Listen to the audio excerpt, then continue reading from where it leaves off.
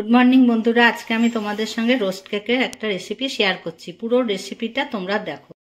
Roast কেকের জন্য লাগছে আমার 3 কাপ ময়দা। ওই একই কাপের 3 কাপ ময়দা নিয়েছি। 1 কাপ নিয়েছি চালের গুঁড়ো, এক কাপ চিনির গুঁড়ো। চিনিটা নিজের স্বাদ অনুযায়ী প্রয়োজন হলে আবার দেওয়া যাবে।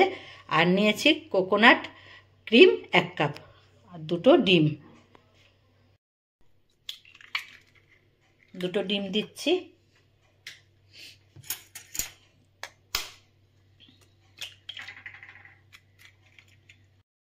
ভালো করে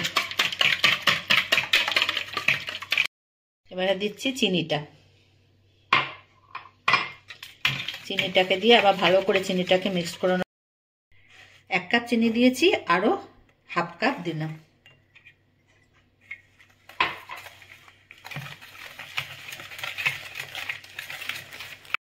দেখো আমি সুন্দর করে চিনি আর ডিমটা ফাটিয়ে নিয়েছি। এবারে দিচ্ছি এই কোকোনাট ক্রিমটা।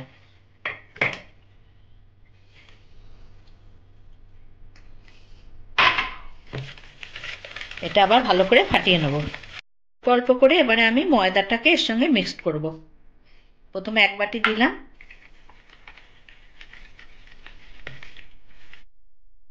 আমি আবার 1 বাটি ময়দা দিলাম। আমার 3 বাটি ময়দা, 3 কাপ ময়দা দেওয়া হয়ে গেছে। এটাকে আমি ভালো করে মিলিয়ে নিয়ে তারপরে যদি প্রয়োজন হয় একটু জল দেবো। জলটা আমাকে দিতে হবে কারণ খুবই ঘন। দেখো আমার সুন্দরভাবে এটা মিলেছে। এবার আমি এটা কিন্তু তোমরা যখন মেলাবে তখন একভাবেই এটাকে এরকম ভাবে তোমাদের ঘাটাতে হবে যাতে কোনো ইয়ে না থাকে। দেখো সুন্দরভাবে দেখছি। দেখো এবারে আমি এতে চালের গুঁড়ো দিচ্ছি।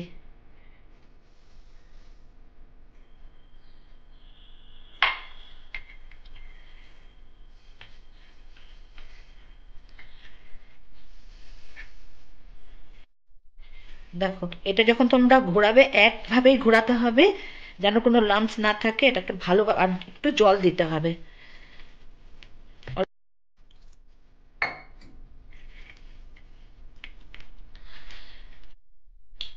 দেখো আমার গোলা হয়ে গেছে। দেখো এইরকম হবে, একভাবে যেরকম ভাবে নামবে। পরে যদি আমি গরম করে যখন ছাঁচটা দেবো তখন যদি দেখি প্রয়োজন হয় তখন আমি একটু জল দেবো। এবারে আমি একটু এতে নুন দেবো। নুন দিলে স্বাদটা আরো বাড়বে, চিনির স্বাদ বাড়বে। আমি 1 চামচ আর একটু কম একটুখানি নুন দিচ্ছি। দেখো আমার গোলাটা হয়ে গেছে। দেখো ঠিক এরম ভাবে হবে।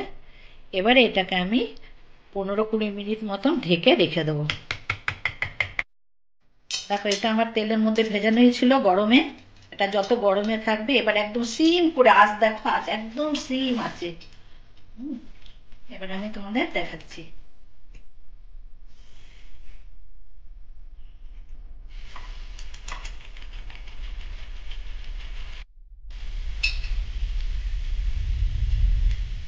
একটু হওয়ার পর এটাকে উল্টে দিতে হবে। আমি আরো একটা তোমাদের করে দেখাচ্ছি। ছাঁচটা সবসময় তেলের মধ্যে ডুবানো থাকবে।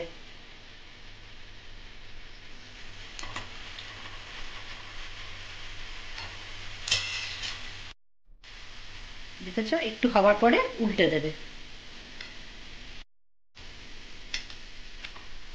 এটা উল্টে দিলাম আমি। এটাকে আমি উল্টে দিচ্ছি। এবার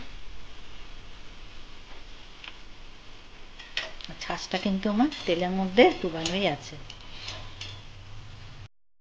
দেখো রোস্ট কেকগুলো আমার তৈরি হয়ে গেছে। আমি তোমাদের একটা ভেঙে দেখাচ্ছি। দেখাচ্ছ কত সুন্দর মুড়মুড়ে হয়েছে। তোমাদের যদি ভালো লাগে তাহলে তোমরা লাইক, শেয়ার, কমেন্ট করবে। কমেন্ট করে আমাকে অবশ্যই জানিও। আর আমার চ্যানেলটাকে সাবস্ক্রাইব অবশ্যই করো।